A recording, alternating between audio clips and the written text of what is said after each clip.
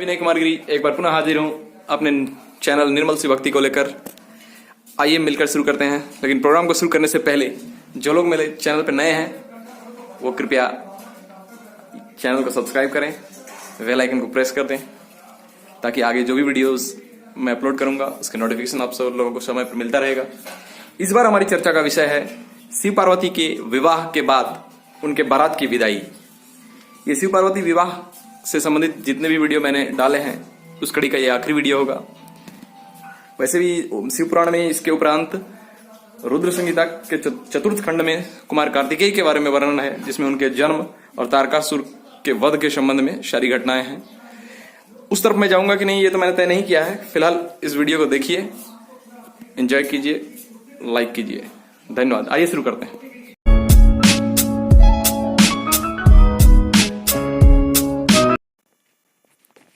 ब्राह्मण पत्नी ने देवी पार्वती को पातिव्रत धर्म की शिक्षा देने के पश्चात मेना को बुलाकर कहा, महारानी जी, अब आप अपनी पुत्री की यात्रा कराइए, इसे विदा कीजिए। तब मेना ने धैर्य धारण करके पार्वती को बुलाया और उसके वियोग के भय से व्याकुल हुए बेटी को बारंबार गले से लगाकर अत्यंत उच्च स्वर से रोने लगी। फिर पार्वती भी करुणाजनक बातें कहती हुई जोर जोर से रो पड़ी। मेना और शिवा दोनों ही विरह शोक से पीड़ित हो मूर्छित हो गईं। पार्वती के रोने से देवपत्नियां भी अपनी शुद्ध बुद्ध खो बैठीं। सारी स्त्रियां वहां रोने लगीं। वे सब की सब अचेत सी हो गईं। उस यात्रा के समय परम प्रभु साक्षात योगेश्वर शिव भी रो पड़े। फिर दूसरा कौन चुप रह सकता था। इसी समय अपने समस्त पुत्रों, मंत्रियों और उत्तम ब्राह्मणों के साथ हिमालय शीघ्र वहां आ पहुंचे और मोहवश अपनी बच्ची को हृदय से लगाकर रोने लगे। बेटी, तुम मुझे छोड़कर कहाँ चली जा रही हो? तुम्हारे बिना यह सारा जगत सूना है। ऐसा कह वे बारंबार विलाप करने लगे। तब ज्ञानियों में श्रेष्ठ पुरोहित ने अन्य ब्राह्मणों के सहयोग से कृपापूर्वक अध्यात्म विद्या का उपदेश देते हुए सबको सुखद रीति से समझाया। पार्वती ने भक्ति भाव से माता पिता तथा गुरु को प्रणाम किया। वे महामाया होकर भी लोकाचारवश बार बार रो उठती थीं। पार्वती के रोने से ही सब स्त्रियां रोने लगती थीं। माता मेना तो बहुत रोईं, भौजाइयां भी रोने लगीं। यही दशा भाइयों की थी। शिवा की माँ, भाभियां तथा अन्य युवतियां बार बार रोदन करने लगीं। भाई और पिता भी प्रेम और सौहार्दवश रोए बिना न रह सके। उस समय ब्राह्मणों ने मिलकर सबको आदरपूर्वक समझाया और यह सूचित किया कि यात्रा के लिए यही सबसे उत्तम तथा सुखद लग्न है। तब हिमालय और मेना ने विवेक पूर्वक धैर्य धारण करके शिवा के बैठने के लिए पालकी मंगवाई। ब्राह्मणों की पत्नियों ने शिवा को उस पर चढ़ाया और सबने मिलकर आशीर्वाद दिया। माता पिता और ब्राह्मणों ने भी अपनी शुभकामना प्रकट की। मेना और हिमालय ने पार्वती को ऐसे ऐसे सामान दिए जो महारानी के योग्य थे। नाना प्रकार के द्रव्यों की शुभ राशि भेंट की जो दूसरों के लिए परम दुर्लभ थीं। शिवा ने समस्त गुरुजनों को, माता पिता को, पुरोहित और ब्राह्मणों को तथा भौजाइयों और दूसरी स्त्रियों को प्रणाम करके यात्रा की। पुत्रों सहित बुद्धिमान हिमाचल भी स्नेह के वशीभूत हो पीछे पीछे गए और उस स्थान पर पहुंचे जहां देवताओं सहित भगवान शिव प्रसन्नतापूर्वक प्रतीक्षा कर रहे थे। वहां सब लोग बड़े प्रेम और आनंद से मिले। उन सब ने भगवान को प्रणाम किया और उनकी प्रशंसा करते हुए पुरी को लौट गए। फिर कैलाश पहुंचकर भगवान शिव ने पार्वती से कहा, देवेश्वरी, तुम सदा से ही मेरी प्राण प्रिया हो। तुम्हें लीलापूर्वक इस बात की याद दिला रहा हूँ। तुम्हें पूर्वजन्म की बातों पर का स्मरण है? अतः मेरे और अपने नित्य संबंध का यदि तुम्हें स्मरण हो तो बताओ।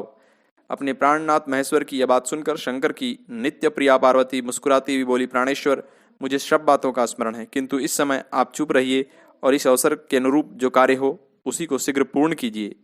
प्रिय पार्वती के सैकड़ों सुधा धाराओं के समान मधुर वचन को सुनकर लोकाचार परायण भगवान विश्वनाथ बड़े प्रसन्न हुए। उन्होंने बहुत सी सामग्रियां एकत्र करके नारायण आदि देव देवताओं को भांति भांति की मनोहर भोज्य वस्तु में खिलाई।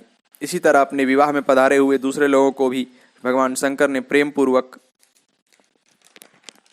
सुमधुर रस से युक्त नाना प्रकार का अन्न भोजन कराया। भोजन करने के पश्चात उन सब देवताओं ने नाना रत्नों से विभूषित हो अपनी स्त्रियों और सेवक गणों के साथ आकर प्रभु चंद्रशेखर को प्रणाम किया।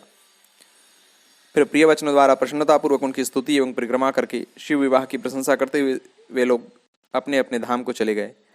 फिर साक्षात भगवान शिव ने लोकाचारवश भगवान विष्णु और ब्रह्मा जी को प्रणाम किया। तब ब्रह्मा जी और श्री विष्णु ने शिव जी को हृदय से लगाकर आशीर्वाद दिया। इसके बाद वे शिव से विदा ले शिवा और शिव को प्रसन्नतापूर्वक हाथ जोड़े उनके विवाह की प्रशंसा करते हुए अपने उत्तम धाम को गए।